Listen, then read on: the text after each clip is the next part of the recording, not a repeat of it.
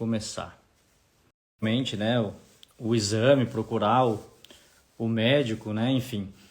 E é importante a gente tentar olhar, né, para o câncer de mama de uma outra forma. E acho que esse é o nosso papel aí, tentar contribuir para que as pessoas possam realmente entender, né, de onde vem. Muitas pessoas têm dificuldade de descobrir a origem, né? Muitos pacientes, eu trabalho bastante com pacientes com câncer de mama, e não só o câncer de mama, né, mas acredito que todos os tipos de câncer, né?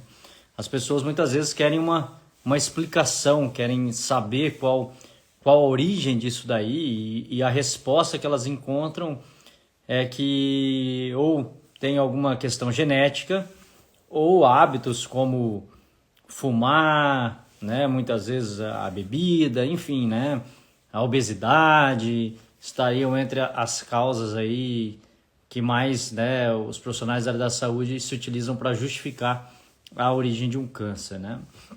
Porém, a gente sabe que tem muito mais coisa, né, além disso daí, porque muitas mulheres que têm câncer têm hábitos muito bons, porém aparece o câncer, né? Então, o objetivo dessa live é justamente esclarecer um pouco né, essas dúvidas. Durante a semana eu fui colocando lá nos stories para as pessoas fazerem perguntas, né? E algumas foram deixadas e eu vou, né, utilizar esse momento já para responder algumas delas, né? A primeira pergunta que me chamou a atenção, uma pessoa me perguntou, uma cadela faleceu com câncer de mama, né? E ela perguntou, a cadela morreu no lugar da dona, né? Tem muito disso, principalmente quando se fala de animal, né? Plantas, enfim, às vezes as pessoas citam que o animal foi no lugar do dono, né? Porém, os animais, eles têm exatamente as mesmas respostas biológicas que nós humanos, né? Então, o câncer de mama de uma cadela não é diferente do câncer de mama de uma mulher. E os dois ocorrem pelo mesmo motivo. Então, não é que a pessoa foi no lugar do outro, né? Ninguém pode sentir por mim, né? Então, quando eu sinto, isso é uma característica do conceito, né, da nova medicina germânica, é que o sentir é individual, né? Então, se eu sinto, automaticamente a resposta ocorre em mim, né? Então, aquela cadela, por exemplo, que teve o câncer de mama, ela teve exatamente porque vivenciou as mesmas situações que o humano poderia vivenciar, tá? Então, isso é importante, né? Nós vemos aí, e vocês vão entendendo ao longo dessa nossa live, que muito hoje os animais, né, principalmente os animais domesticados, né, você praticamente não vai encontrar câncer de mama em animais os mais primitivos, né? É difícil uma cadela, por exemplo, de rua,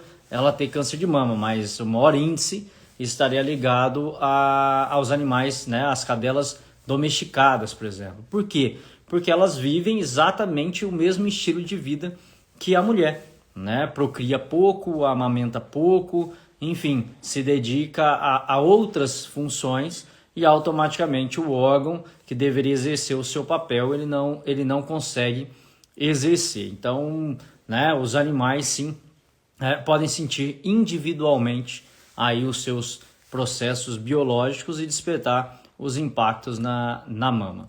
Então, para introduzir um pouquinho esse nosso encontro, uma coisa importante, né? Sempre que a gente for trabalhar ou tentar identificar a origem, né, de um tumor na região da mama, o primeiro critério sempre que deve ser levado em consideração, a parte mais importante aí, né, de um início de uma boa abordagem, é sempre determinar se a pessoa é destra ou canhota.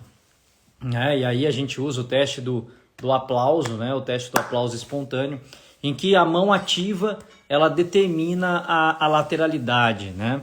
Então, por que isso é importante? Porque a mama direita ela vai ter um significado para a pessoa destra e um outro significado para a pessoa canhota. Então, antes de eu conseguir determinar ou seguir a minha abordagem para depois, né, poder ajudar o paciente, eu preciso determinar isso daí. Então, nós sabemos que para os destros, tanto do sexo masculino quanto do sexo feminino, né?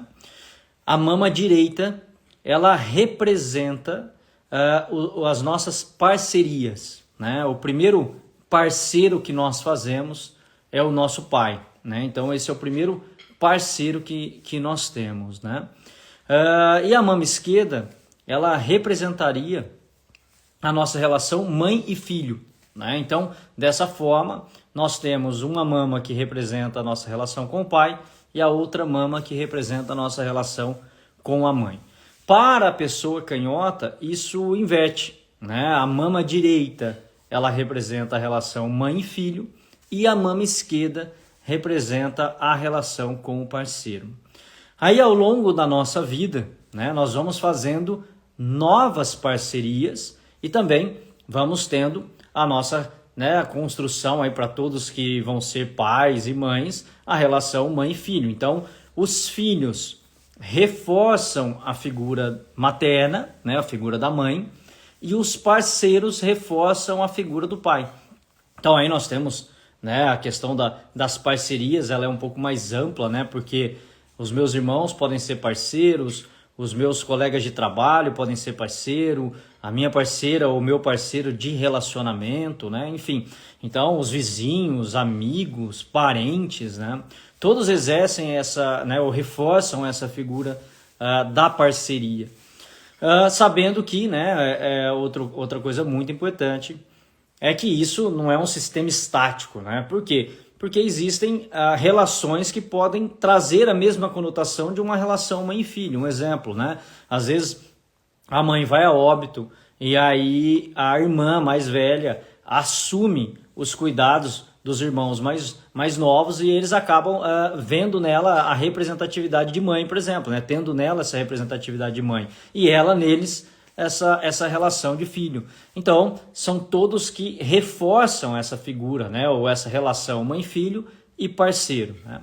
Então, isso é extremamente importante e sempre tem que ser o primeiro critério, porque imagine que uma mulher destra me procura e eu não determino a lateralidade e de repente ela está com um câncer na mama direita, né? E eu não determinei qual é a lateralidade dela, então eu não tenho já uma coisa que é o meu guia para saber se eu vou abordar a relação com o parceiro ou se eu vou abordar a relação mãe e filho, tá? Então isso é extremamente importante e todos aí que trabalham com o conceito da nova medicina germânica ou querem se utilizar, né, desse conhecimento para auxiliar os seus pacientes ou clientes, precisa realmente seguir esse primeiro critério, que é determinar então se a pessoa é destra ou se ela é canhota.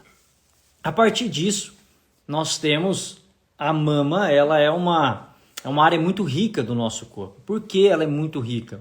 Porque ela tem todas as derivações embriológicas, né? Ela é uma área, como ela é composta de muitas funções, ela também tem a constituição, né? As diferentes partes que formaram a mama, né? O conjunto todo, ele vai ter os 3 tecidos embriológicos. Então, essa especificidade, ela é o próximo passo sempre. Então, eu determinei se é destro, eu determinei se é canhoto. O próximo passo, eu posso me guiar ou por um sintoma clínico.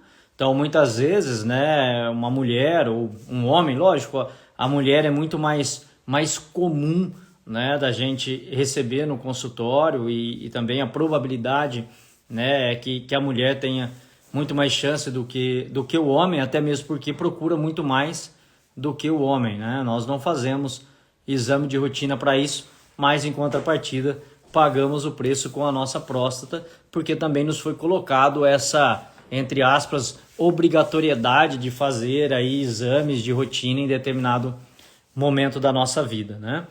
Então isso é importante que a gente entenda, e aí a partir do sintoma ou do diagnóstico que aquela mulher traz, né? Olha, tem um diagnóstico de um carcinoma ductal, um diagnóstico de um adenocarcinoma, um câncer na glândula mamária, ou pode ser um melanoma, um câncer de pele na mama, né? Até um câncer de tecido conjuntivo, por exemplo, né? Então, cada um pode ter aí as suas possibilidades, né, diante do sintoma ou do diagnóstico feito a partir de um exame de imagem, né? Então, para cada um desses tipos de câncer, nós temos que investigar um tema, uma história, né? Então, às vezes a pessoa me manda, é muito comum isso daí nos grupos, enfim, né?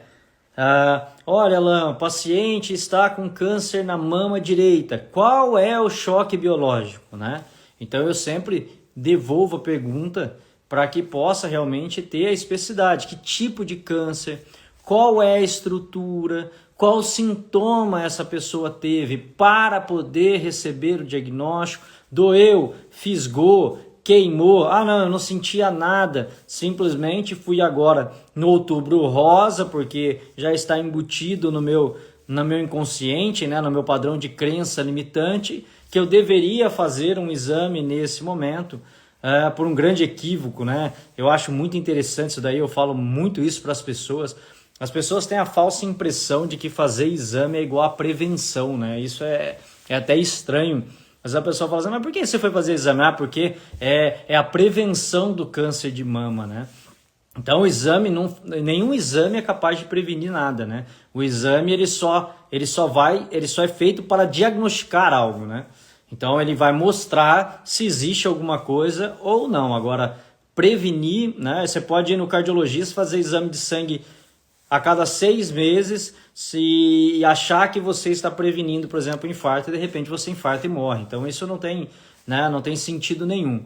Então o exame deveria ser feito como uma forma de diagnóstico de algo e não como uma campanha de prevenção, né? Mas enfim, muitas mulheres acabam sendo diagnosticadas nesse momento dessas campanhas, né? Então, para a gente poder entender algumas características aí de funções da mama, a primeira parte, porque toda a estrutura da mama, a primeira estrutura da mama que se forma é a glândula mamária, né? Ela é o tecido mais antigo da mama, ele é derivado de uma capa embriológica do mesoderma, né? E a glândula mamária tem a função, né? A principal função da mama, que é a função de produzir o leite, né? Então esse é um sentido importante.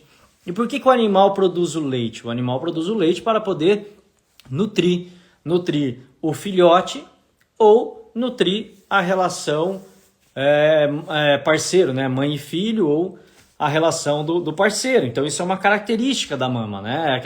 Naquela condição, né? Venham mamar na teta, né? Então essa é uma condição tanto para os animais quanto para o humano, que é a principal função aí da mama, né? Nos animais seria a única, né? Porém, no mundo humano, a mama também trouxe aí um aspecto estético, muitas vezes, né?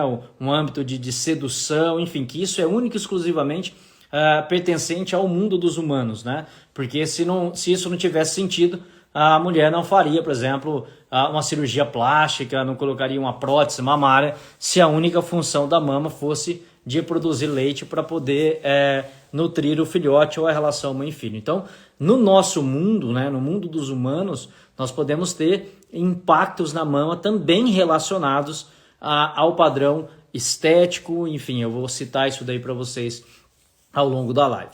Então, o primeiro grande impacto que vai ativar a região da glândula mamária é o próprio aspecto da necessidade de nutrir. Então, isso é uma característica fisiológica, né? Quando eu tenho uma necessidade ou uma hiperfunção da glândula mamária, porque uma característica de uma célula, né?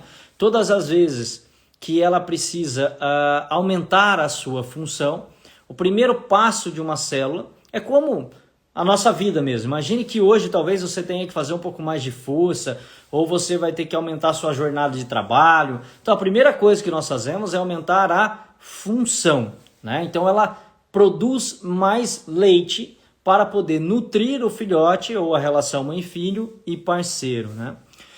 O segundo ponto importante dentro desse conceito é que se eu continuo, essa é a origem do câncer, tá? Se eu continuo na hiperperformance, se eu continuo tendo a necessidade, a célula, primeiro passo, o que ela faz? Ela aumenta o volume. E o segundo passo, ela se divide. Então toda célula vai fazer isso daí. É como por exemplo, um exercício, uma hipertrofia muscular, né? Então eu vou ter um aumento da célula e depois uma divisão, e aí eu vou tendo multiplicações de células e o músculo começa a crescer. Então essa é a mesma característica que todo mundo considera normal para o músculo, só que se for na mama, se for no estômago, se for no fígado, todos consideram anormal, mas o mecanismo é exatamente o mesmo. Toda estrutura hipersolicitada, num primeiro momento ela aumenta a função, e num segundo momento ela hipertrofia e divide ao meio. Então esse processo de multiplicação celular foi chamado pela medicina oficial, pela medicina tradicional de câncer, né? Então isso ocorre por quê? Porque essa estrutura vem tendo a necessidade de ser, né, hiperperformática, vamos falar assim, ao longo de um tempo, né? Nenhum câncer surge do dia para a noite, né? Mas ele vem, a célula vem se multiplicando, se dividindo, e aí de repente ela se estrutura, né? Então, diante desse aspecto nutridor, todas as vezes que a nossa relação mãe-filho ou parceiro está diante de perigo, por exemplo, eu posso ter um impacto que ativa a glândula mamária. Situações de disputas, brigas, discussões, né? É uma das coisas que mais impacta a glândula mamária.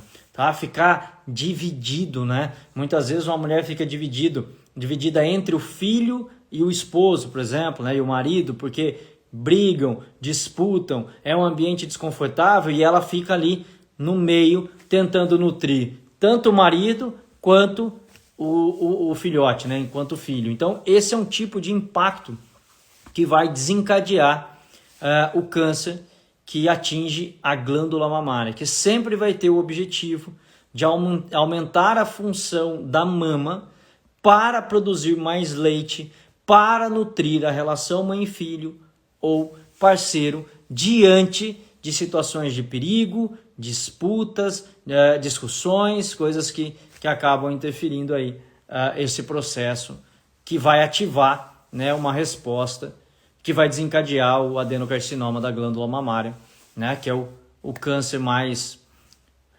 primitivo, né, que nós temos, que vai desencadear aí a principal resposta de aumento da função da mama. Se uma mulher ou uma fêmea estiver em fase de nutrição, por exemplo, ela está amamentando, toda a mama agora você vai ter uma maior quantidade de produção de leite. Eu já tive a oportunidade de atender pacientes que foram diagnosticados com câncer na glândula mamária durante a amamentação e ela comprimia a mama, o leite esguichava longe, né? Então ela vai sempre produzir mais leite, é uma característica, né?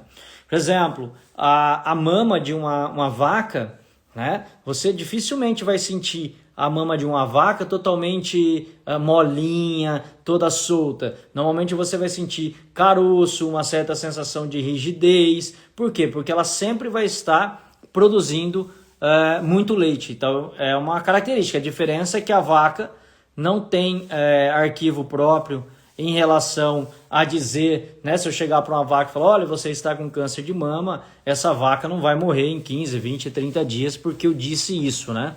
Diferentemente de uma mulher que quando descobre, automaticamente já desperta essa sensação, né, iminente de morte. E isso é uma das coisas que contribui, eu vou falar um pouquinho depois, para um agravamento do quadro, né? Isso é muito comum. Então isso seria a característica da glândula mamária. Uma outra estrutura da mama, né, são os ductos mamários. Então a glândula produz o leite e o conducto vai conduzir o leite até o mamilo para que a mama possa exercer, né, a sua função. O conducto mamário ele já vem de uma outra capa embriológica, que é uma célula proveniente do ectoderma, né, uma outra divisão então embriológica que nós temos. E ela já carrega um outro sentir completamente diferente desse sentir. Porque essa parte da mama, ela representa para nós as nossas relações no sentido do contato, distanciamento, separação. E é muito importante que a gente entenda que quando nós falamos das respostas biológicas, o subconsciente, né, a nossa parte não consciente, ela não diferencia entre estar separado ou ter o desejo de se separar. Isso é muito interessante, eu gosto sempre de frisar isso daí. Por quê? Se uma pessoa está separada, ela está distante. E se ela tem o desejo de se separar, ela também está distante. Não tem como eu ter o desejo de separar de alguém e falar que eu estou unido àquela pessoa, né? Então imagine, muitas vezes uma mulher vive um relacionamento e por causa, sei lá, de N motivos, né? Crença, religião, sociedade, filhos, enfim, ela aceita viver uma relação ruim com o parceiro em prol dessa questão, né, que talvez para ela fosse mais importante, né? Então veja, ela deseja se separar do parceiro, porém, por algum motivo, não toma essa atitude, né? E essa mulher prolonga isso 1, 2, 10, 20, 30 anos, porque é muito interessante e é importante que a gente entenda esse conceito também, porque muitas pessoas acabam acreditando ou tem um equívoco em relação à interpretação de que câncer surge sempre em um momento ruim da nossa vida. Isso não é uma verdade, tá? O câncer não necessariamente ele surge somente em momentos de hiperestresse. Muito pelo contrário. Os tipos mais comuns de câncer que são diagnosticados nos humanos, todos eles são tumores que surgem na fase em que o organismo está buscando restabelecer o bom funcionamento. Então isso é muito interessante, porque as pessoas não conseguem entender. Você imagine o seguinte, aquela mulher viveu lá 30 anos de relacionamento ruim, viveu pelos filhos, aí os filhos casaram ou foram estudar, enfim, e ficou ela e o marido, e agora ela tem coragem de ter a atitude de se separar.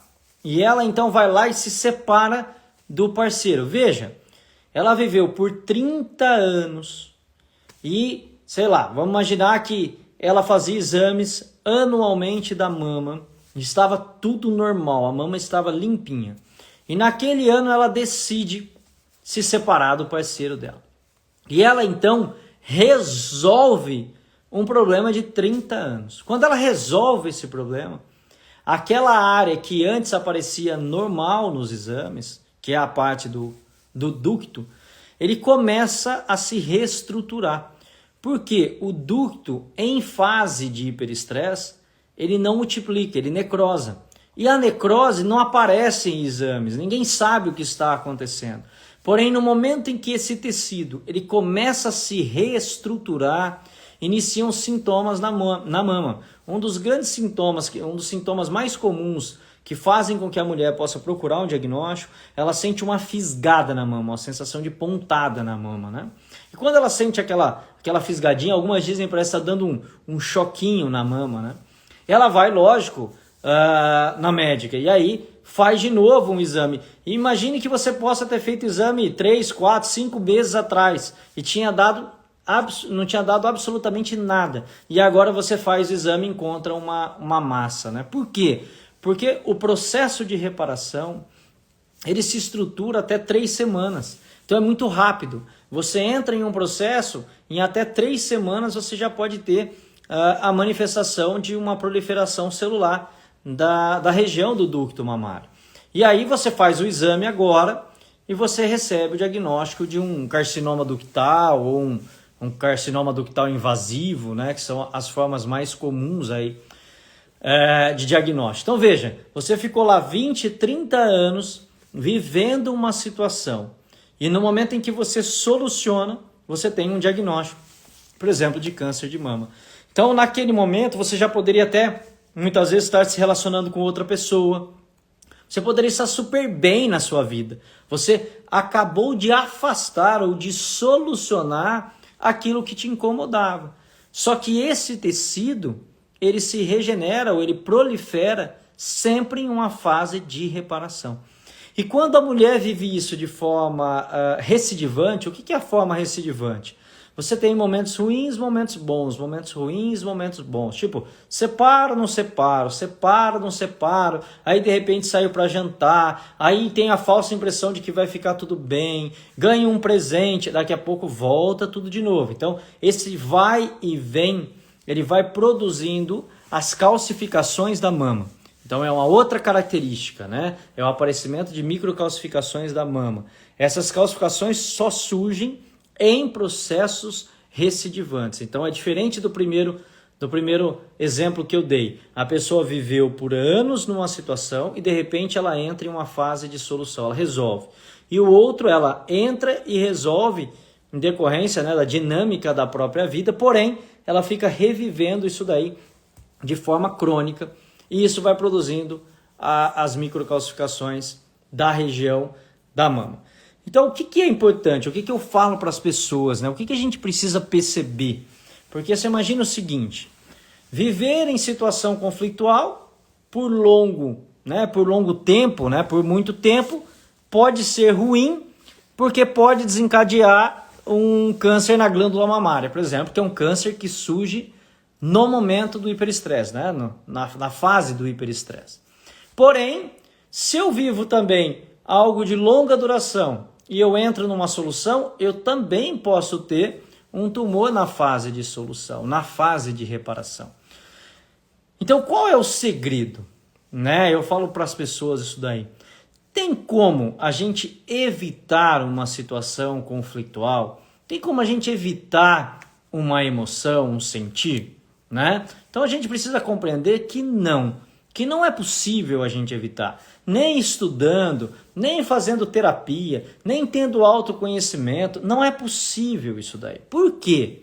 Porque entrar em uma situação faz parte da dinâmica, não é uma escolha. Eu não escolho sentir, eu não escolho ter, não é uma escolha, né? Porém, o grande X da questão é em qual momento você vai se tornar dono do processo. Então, entrar em uma situação é inevitável. Permanecer na situação pode ser evitado. Então, para que isso possa acontecer, eu preciso ter consciência. É por isso que eu acho que é extremamente importante, e para mim tudo começa no conhecimento. Porque se eu consigo identificar essa situação, eu automaticamente preciso entender que existem duas opções na minha vida. São sempre duas opções. Ou eu resolvo ou eu modulo. Ninguém ainda encontrou uma terceira opção para qualquer situação que nós possamos passar ao longo da vida. Então nós temos a solução real, que é aquela: está ruim? Está. Eu vou lá e resolvo. Como um animal. O animal sempre trabalha com solução real. Relacionamento do leão está ruim com a leoa, ele arruma outra leoa. Ponto. O animal, está ruim esse território? Está ruim. Ele vai tentar lutar por outro território. Então, a natureza sempre vive uma dinâmica de mudança, tá? Se a planta está aqui, o sol vem daqui, de repente o sol começa a vir, ela vai mudar. Daqui a pouco ela começa a entortar para cá, para lá, mas não fica estático, não existe isso na natureza, né? Porém, quando nós olhamos para a nossa vida humana, aí a coisa muda. Porque nós temos a tendência de repetir padrões e viver coisas de forma crônica. Por N motivos, como eu disse, por várias crenças limitantes que nós possamos ter ao longo da vida. Casamento é uma vez na vida, você não pode se separar, então morre, mas não se separa, né? Olha, eu vou viver esse relacionamento porque isso é melhor para os filhos, porque os filhos precisam ter um padrão de família, porém, padrão de família é um padrão de união, não é um padrão só de conviver junto, né? É igual, essa semana eu atendi uma paciente que ela se separou e ela marcou comigo para saber como ela deveria lidar com a filha nesse momento da separação, para tentar amenizar o sentir, né, ou as situações conflituais da filha, né? E aí eu conversando com ela, disse, mas agora você está preocupado? Você já está, desde que você está junto, vocês nunca estiveram. Então a dinâmica, ela simplesmente vai continuar igual. Porque vocês cada um não entrou no papel que deveria. O seu marido não estava no papel dele, você não estava no papel que te compete, as coisas estavam misturadas e a criança estava no meio. Então, não podemos ter a falsa impressão de que pelo fato de nós vivemos no mesmo lugar, vai ser mais confortável para os nossos filhos do que muitas vezes se separar, né? Quantos filhos ficam absorvendo ou vendo brigas dos pais, discussões, enfim. Então, quer dizer, você tem aí o trauma todo dia, né? E muitas vezes você se separa, acha que vai ser um grande problema na vida daquela criança e, na verdade, se torna um grande benefício. Então, a gente precisa rever muito algumas crenças que acabam mantendo algumas situações, né? Então, isso é importante. Então, para tudo na vida, o que vai determinar o aparecimento ou não de um sintoma ou de uma doença vai depender sempre, eu gosto sempre de deixar claro isso daí, de duas variáveis, que é a intensidade e o tempo. São duas coisas que determinam o aparecimento de uma doença. Olha lá, ó, a Elisa colocou aí, ó, separei há 9 meses de um casamento de 46 anos, ó, e foi exatamente isso que aconteceu comigo. É isso. Então veja, né? Então, se intensidade e tempo é o que determina o aparecimento de uma doença, o meu papel é sempre tentar diminuir o peso para poder diminuir a intensidade ou ressignificar rapidamente esse processo para não deixar com que isso se torne repetitivo. O corpo não aceita padrões de repetição.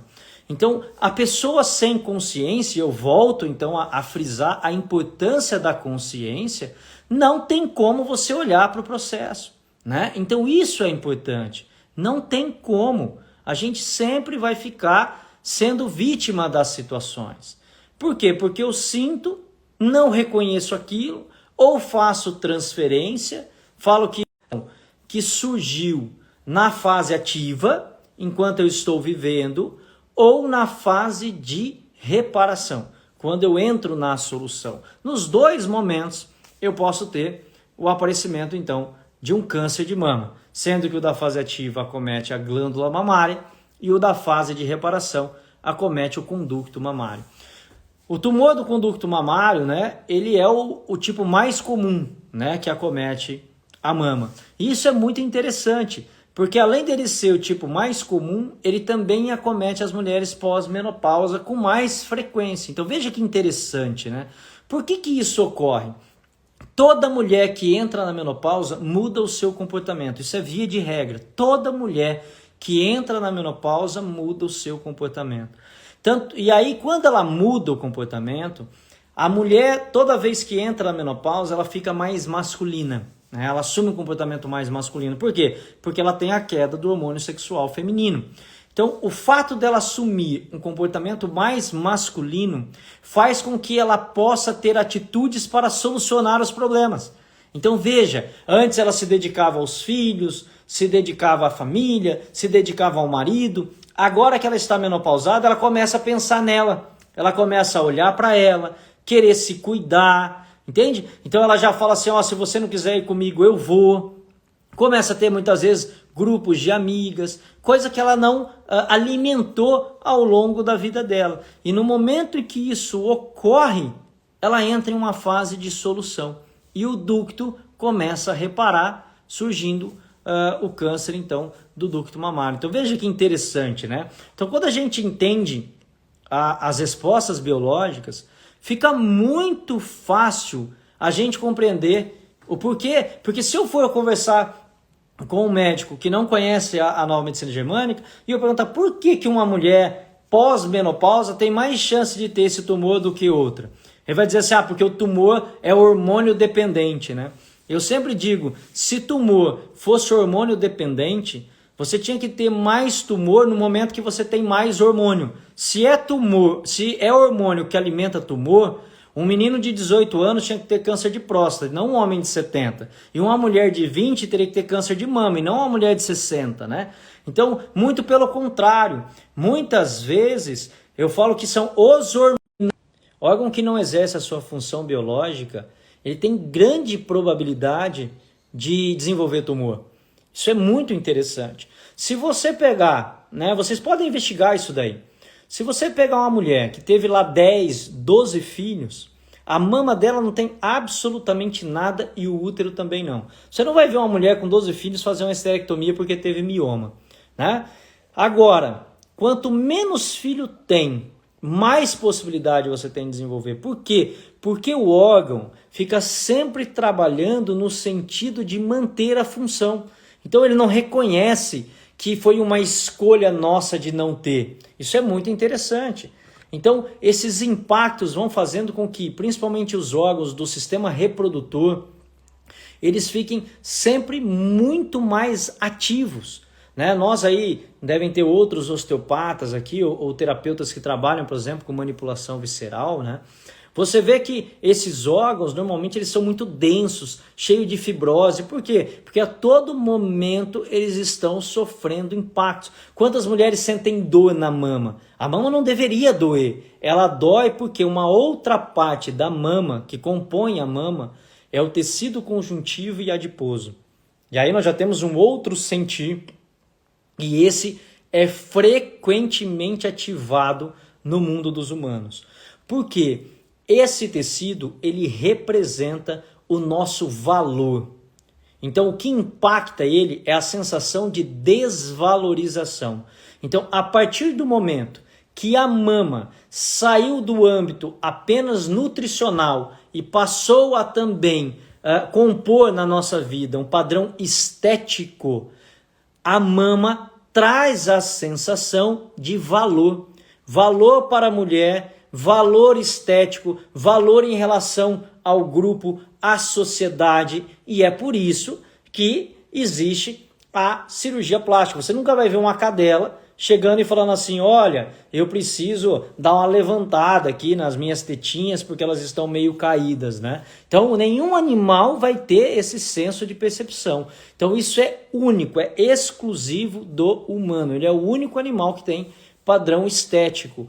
E por isso que impacta muito a mama, tá? Então, esse tecido, ele vai sofrer sempre que for despetado essa sensação de desvalorização ou incapacidade da mama. Por exemplo, uma mama que a mulher não produziu leite, isso pode ser um gatilho, porque ela queria muito nutrir o filhote e não pôde, então isso desperta a sensação de incapacidade ou de desvalorização, no sentido de que a mama não foi boa, não foi apta ou não correspondeu àquela necessidade, né, fisiológica da mama. Então isso vai impactar o tecido conjuntivo e adiposo da mama, que dá a sensação de dor, inchaço na mama. O inchaço sempre vem desse tecido. Mulheres que incham, aumentam o volume. Quantas mulheres aumentam o volume durante o ciclo, por exemplo, menstrual? Por quê? Porque o ciclo menstrual é um sentir de incapacidade. Porque você só menstrua porque não pôde procriar. E se você não pôde procriar, você também não vai poder nutrir. Então isso é muito interessante. Então, a mulher começa a achar que isso é normal, né? Então, isso, o ciclo menstrual, você só menstruou porque despertou a sensação de incapacidade de procriar e, consequentemente, vai ter a incapacidade de nutrir. Então, isso pode fazer com que a sua mama aumente o volume, você tenha desconforto, você tenha dor, fibrose no tecido pulmonar, no tecido mamário, quando isso ocorre de forma recidivante, porque toda recidiva deposita tecido cicatricial. Por que tecido cicatricial? Porque a recidiva ela gera processo inflamatório. Processo inflamatório vai atrair duas coisas, tecido cicatricial e cálcio. Tá? São duas coisas. O cálcio ele procura no corpo inflamação. Eu falo que o cálcio é o cimento de uma inflamação. Então, se eu tenho inflamação, eu vou cicatrizar e vou calcificar. Então, é isso que vai produzindo na mama da mulher, né, esses processos de microcalcificação, rigidez, uma mama densa demais, enfim. Né? Então, isso é comum de acontecer. Também, muitas vezes, eu acompanho muitas pacientes que começam a ter sintomas depois de colocar prótese mamária. Por quê? Grande parte dos sintomas do tecido conjuntivo surgem na fase de solução. Então, aquela mulher que estava se sentindo desvalorizada Ao colocar uma prótese mamária, por exemplo, ela se sente hipervalorizada, está bonita, ela está satisfeita com o corpo. E isso faz com que frequentemente o tecido mamário entre em fase de solução. E isso vai gerando dor, desconforto, densificação da mama. Então tem que ficar muito atento ao que aquele processo, aquele procedimento trouxe para a sua vida, né? Então às vezes a pessoa não entende. Então imagine uma mulher que tinha o seio pequeno e, sei lá, aos 30 anos de idade ela viveu então, né? Imagine do momento que ela começou a perceber isso. Vamos imaginar a adolescência, né? Então lá com 15 anos ela começou a se incomodar porque ela tinha o seio pequeno, né? A mama pequena. E aí aos 30 anos de idade ela resolve colocar uma prótese. Veja, 15 anos vivendo uma situação.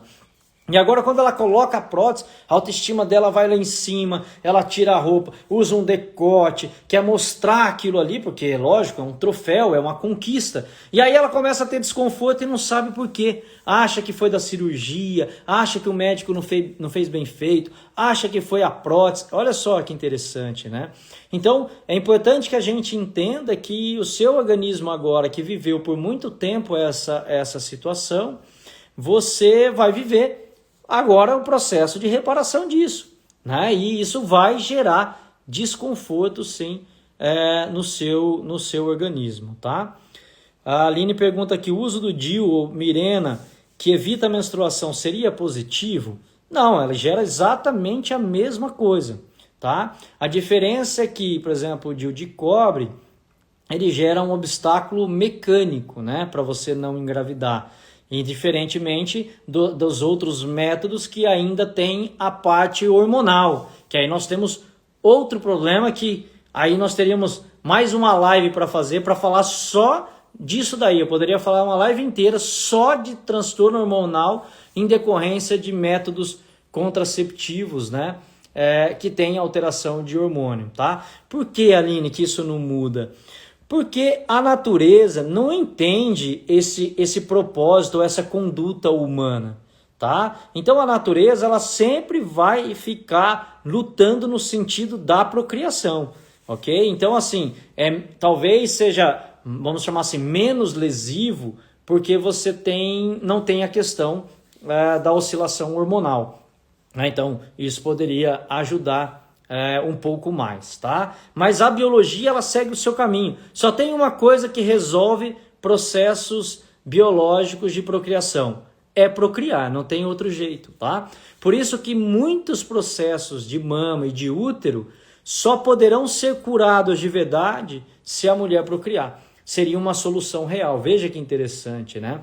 Então, existem tecidos que não tem como você ressignificar ou fazer a psicoterapia. Ele precisa ter a sensação real. É a mesma coisa. A pessoa está com fome, para matar a fome ela tem que comer, né? Se ela não for uma pessoa aí, enfim, que vive de luz, né? Ela precisa matar a fome de alguma forma. Então não tem como ressignificar, não tem como, você aguenta um dia, outro, mas enfim, vai chegar uma hora que você tem que comer. Então os processos biológicos do nosso organismo, eles necessitam de solução real muitas vezes, principalmente quando eu falo dos tipos de tumor que acometem a glândula mamária, que é o papel de nutrir realmente, né? E aí você tem alguns transtornos psíquicos comportamentais que acometem essas mulheres, que eu falo assim, né, transita do corpo físico para um transtorno de comportamento, que são pessoas que têm o hábito mesmo de nutrir todos. A mama tem muito disso, hein? É como se aquela pessoa que quer nutrir todos os outros, quer que todos se alimentem do leite dela, né? Tanto é que uma das características, quando esse processo ocorre antes da puberdade, a mulher acaba tendo um hiperdesenvolvimento da mama, que é a glândula mamária, a mama começa a se desenvolver para que ela possa ser hiperprodutora de leite para nutrir. Principalmente isso ocorre quando aquela menina fica muito dividida entre o pai e a mãe, e fica sempre tentando nutrir um e o outro para agradar um e o outro, né? Um ou o outro.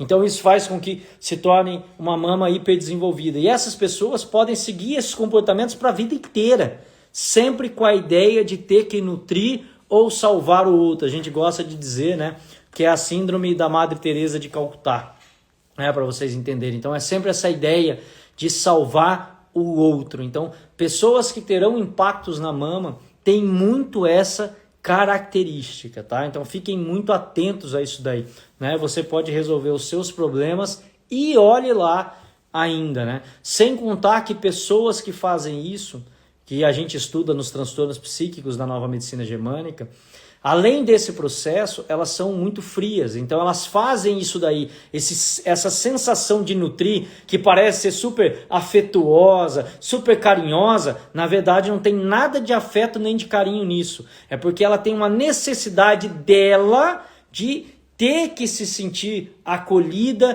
ter que ser vista, ter que ter todos ao seu redor. Então ela assume comportamentos de bondade para ter os outros do seu lado, né? E essas pessoas impedem com que você possa ser você mesmo.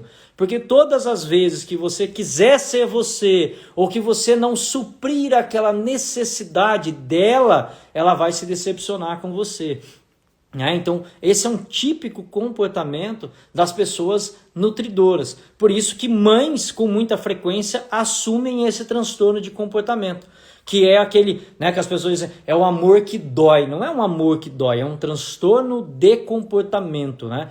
Porque quem ama deixa o outro livre. Quem ama não sofre pelo outro, né? Quem ama entende a dor do outro. Quem realmente vive um transtorno de comportamento quer que o outro seja aquilo que ela deseja. Então veja, é para suprir a si mesmo, não é para nutrir o outro. Porque pessoas que querem nutrir o outro deixam o outro livre. E pessoas que querem nutrir a si próprio querem que todos se alimentem ou mantenham um elo com ela, tá? Então isso é muito importante que a gente entenda, né? Isso seria muito importante, que é um transtorno de comportamento da mama, porque a mama envolve a nutrição e o contato. Veja que interessante. Então eu preciso nutrir e ter todos ao meu redor, nutrir e ter contato de todos, né? É como se todos realmente viessem mamar, né, na teta, né? Então é mais ou menos isso daí, tá? Então isso é muito importante, você ficar atento a esse processo, porque isso frequentemente vai fazer com que você sofra impactos na mama. E o último tecido, para a gente fechar essa nossa live, é o tecido de proteção da mama. Nós temos aí a derme, né, que ela envolve toda a nossa pele, né, a nossa pele mais profunda aí. E aí nós temos parte da derme que é a melanótica e parte da derme que é melanótica. E aí um outro tipo de tumor que pode surgir na mama é o melanoma. E o melanoma surge todas as vezes que a pessoa se sente atacada ou que a mama foi atacada. Por isso é muito comum surgir tumores da derme pós, por exemplo, mastectomia.